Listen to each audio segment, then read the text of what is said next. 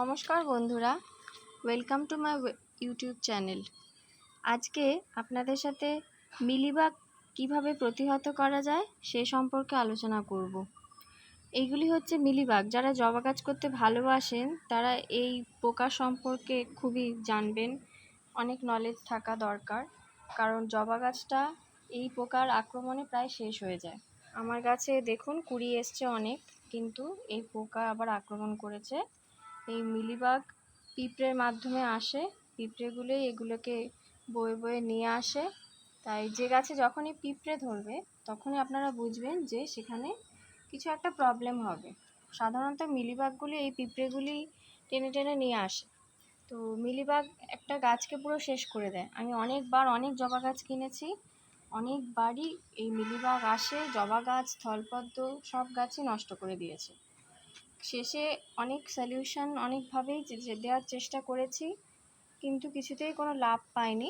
Shampoo জল spray করা, নানান রকম রাসায়নিক ইউজ করা, সবই করেছি, কিন্তু আখেরে লাভ কিছুতেই পাইনি।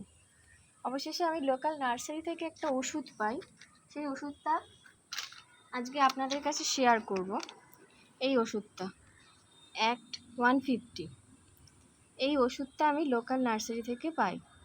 এই ওষুধটার 1 চামচ মতো এই একটা বটলে, এরকম ছোট বটলে গুলে নিয়েছি। এই বটলের জলটা এবার স্প্রে করব।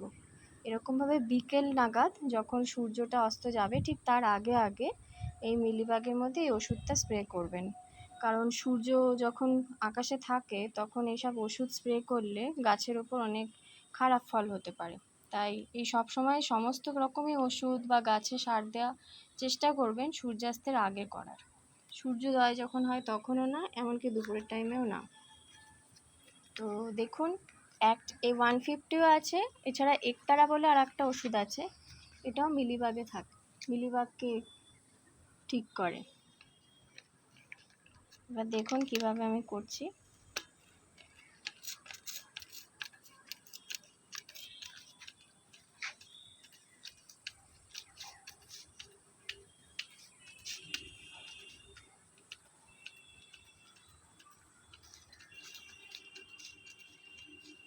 এবার যেখানে যেখানে আপনারা সাদা সাদা এই মিলিবাগগুলো দেখবেন সেখানে সেখানে স্প্রেটাকে একটু বেশি করে দেবেন।